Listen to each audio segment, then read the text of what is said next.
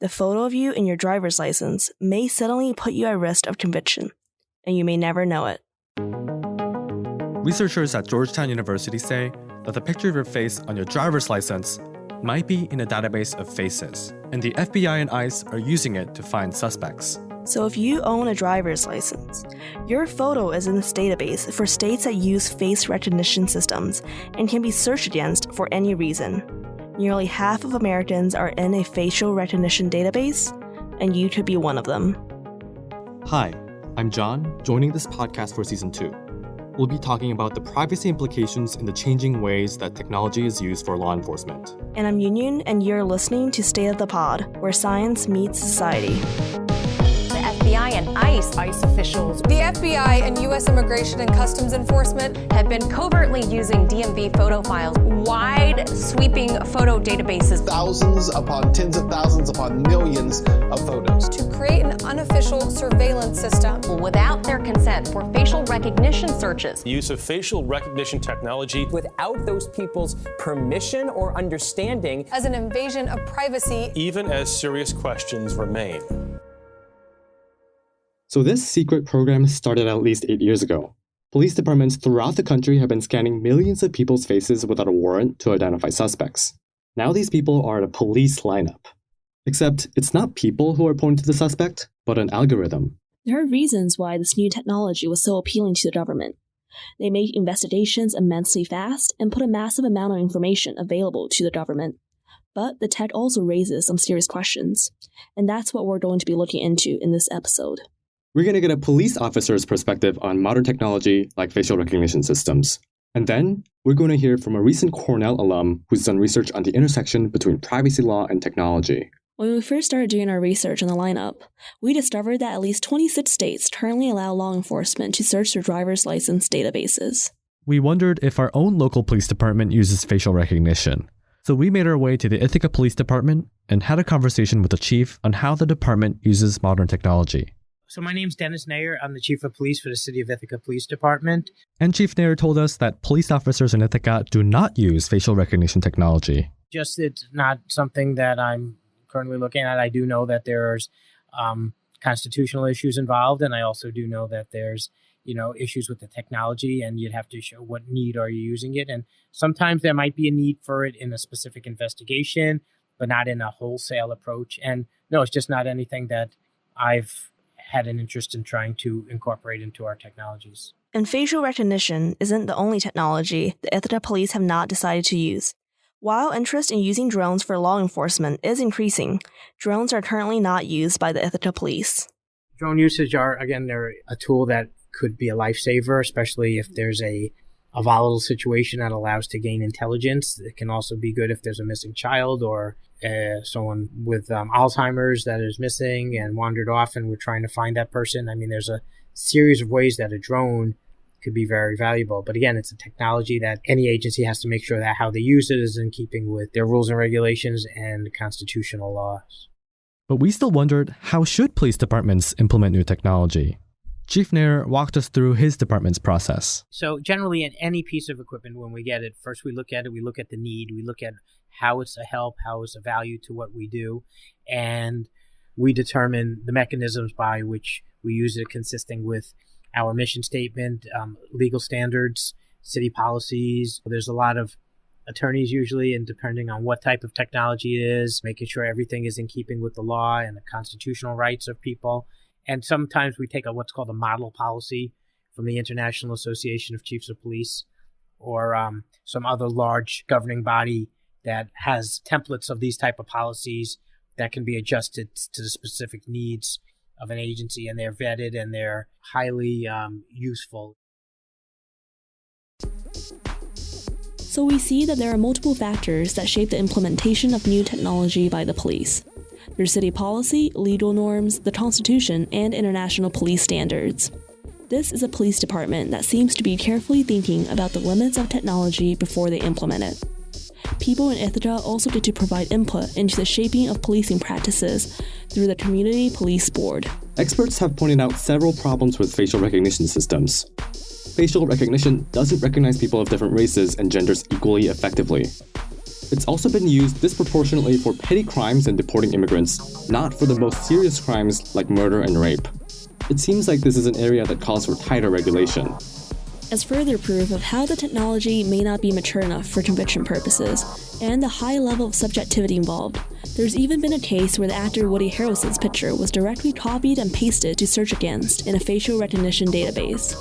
Upon a witness describing the suspect of a petty crime as resembling the actor, New York City police officers ran the search using Harrelson's image, and then actually arrested the match. Obviously, this is more of an extreme case.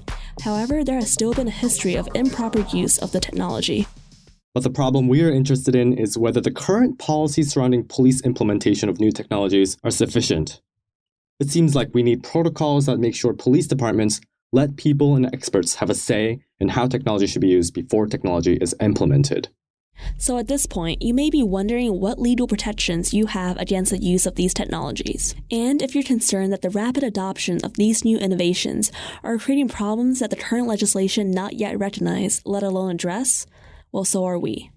Because facial recognition technology is just one example of a dangerous expansion of the state's access to people. I watched when the World Trade Center came tumbling down. Especially since 9/11, surveillance has promised national security. It's essential that we understand the mentality of these killers. Terrorists like Al-Qaeda and ISIL are... But undermine people's right to privacy. We really need to know what they're saying. I want surveillance. Vital information. They help us prevent terrorist attacks. And we need to know what they're thinking. On the people coming in from Syria, if and we need can't to know stop who they're talking to. the Trojan horse, I want to know who the hell they are. While one can say the Fourth Amendment does limit searches and seizures without a warrant, it doesn't mean that it's absolutely clear on how the police's use of new technology like facial recognition, body cameras, drones, GPS data, and the internet should be limited. For instance, the Fourth Amendment likely does not limit warrantless drone use as long as the drone doesn't physically trespass and only captures what is visible from the public airspace. So the Fourth Amendment might not be enough because the technology is outpacing the law. For a deeper look at how technology can disrupt the law, we're going to hear from Ishaan Jhaveri, a former Cornellian and a current fellow at Columbia University's Tao Center for Digital Journalism. As a senior at Cornell, Ishaan wrote a thesis in computer science about how technological innovation disrupted the meaning of privacy. My name's Ishaan, and I went to Cornell for an undergrad in computer science, and then I stayed on an extra year to do a master's of engineering. So, can you tell us how you got interested in the topic? Yeah, so when I was a sophomore, there was a shooting in a place called San Bernardino, California. Terror attack. 14 dead, 22 injured. In San Bernardino. The worst terrorist attack in the U.S. since 9/11. And the police killed the shooter, but they acquired his iPhone. We still have one of those killer's phones that we have not been able to open.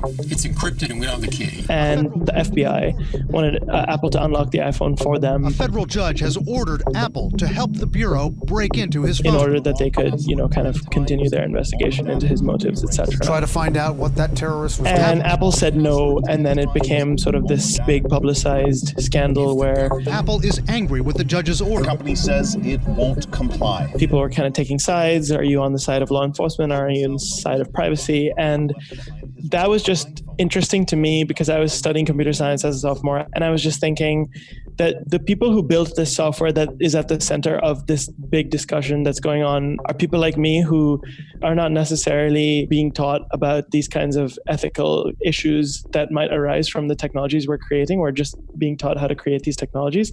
And that's kind of how I became interested in the intersection of technology and privacy. So walk us through how you got started on the thesis. I wanted to write a thesis about how the internet affects privacy. But when I put this question to my advisor, Fred Schneider, he said, the dust hasn't quite settled with the internet. And we should think about how technologies that came before the internet affected privacy. So we can start thinking about how we would even approach a question as broad as how does the internet affect privacy? So you looked at the camera, the telephone, and the GPS. How did each of these change our notion of privacy? So with the camera, when I say camera, I really mean portable camera, which was developed by George Eastman of Eastman Kodak in 1885, I think. And it started getting really popular in the 1890s. And in response, two prominent legal scholars, Samuel Warren and Louis Brandeis, basically they wrote this paper that said, with the proliferation of technologies like the camera, with the ability for the media to take photos of people and print this in publications, there is a need for a legal right to protect someone's right to be left alone. In the 1890s, they talked more like they talk in England, so they called it the right to be let alone. But so this is why I thought the camera was really interesting. And then when researching the camera, we found cases like the case of this girl called Abigail Roberson. She was a teenager in Rochester in the 1890s and early 1900s, and she had her photo taken, and she gave copies of her photo to her boyfriend, who sold it to the company he worked for, and the company he worked for used it in an ad to promote flour, like cooking flour. And she saw these ads like publicly where she lived on billboards. This is, keep in mind, a time before television, before newspapers really had photos. Some newspapers had photos, but most newspapers were still relying on illustrations. So having your picture be out in public like that was like a very, very different sensation than what it would be now. And she was distraught and she wanted to sue them. But essentially, after a bit of legal back and forth in a few different courts, eventually she was not able to sue them because she didn't have a right of privacy to protect her from this particular kind of trauma. And the legislature saw these cases and as a result passed the right of privacy. How about the GPS? So the GPS didn't necessarily create a new type of information. The whereabouts of where someone is, someone's geographic location was always plottable on a map. But what the GPS gave was the ability to track this in real time and record it over time and look at people's movement trends and things like that. So the GPS led to a spate of legislation around things that were legal before the GPS, like following someone. If you followed someone in public, it was not illegal unless you could prove that they posed a credible harm to you. But there were many cases where law enforcement officers installed GPS devices in the car of like a drug dealer, or they sort of gave them an object that had a tracker on it. And this allowed the court to look at cases where the GPS was giving law enforcement information that you could technically have got publicly if you followed the person you were trying to follow 24/7. But because the technology gave you the ability to collect this information en masse, that's kind of when the law stepped in and gave you protections about what you could do with that information. So this really showcases this relationship between privacy law and the technology advancements, as well as the existing gap between them that we wanted to highlight in this episode. So this brings us to the central question of how exactly the meaning of privacy has changed over time. So Ishaan, can you explain your approach in analyzing the privacy concerns of a technology and how it might be applied to facial recognition technology? So in order to do that, we need a definition for what privacy is.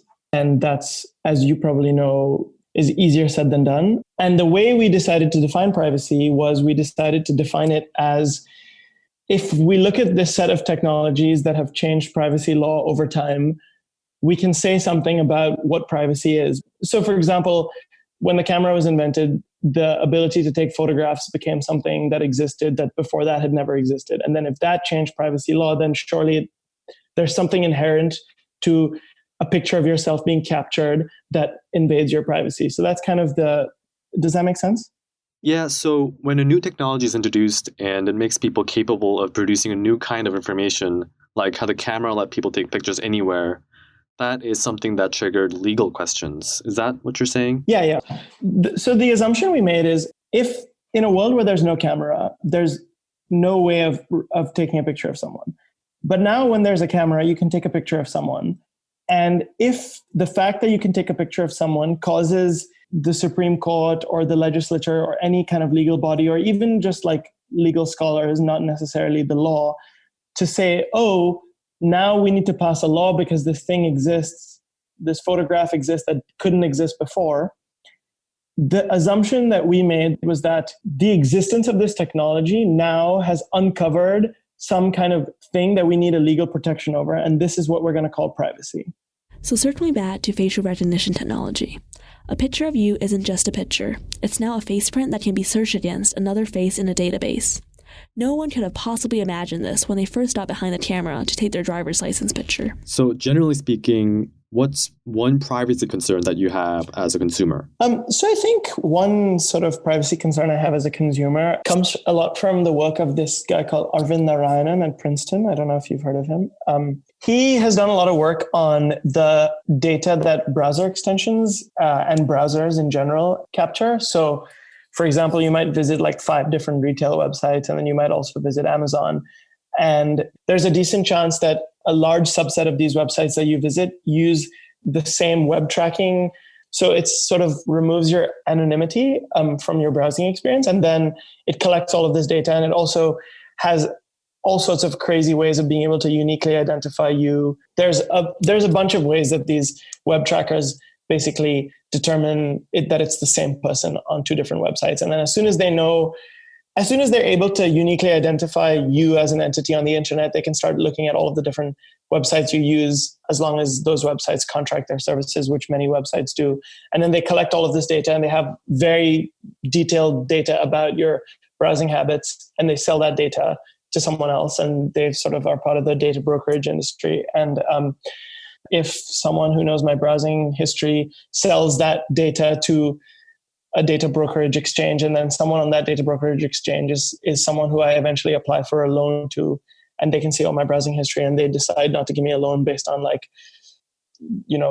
some arbitrary website I visited, something like that. I think that's kind of a concern I have as a consumer, which is not always super obvious when you're browsing on the internet.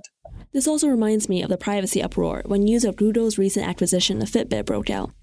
There's all these stories about people tossing on their Fitbits or requesting the company to delete all their account data. People are upset because there's something deeply unsettling about anyone, let alone one of the largest and most profitable companies in the world, to have that much data on you. Rudo controls over 60% of the world's internet advertising revenue, and it's the most competitive because it has the largest database of user data. Everything you do on the internet, if you're using a Rudo-based feature, whether it's a search engine or an Android device, leaves behind a trail of personal data that can be sold for profit.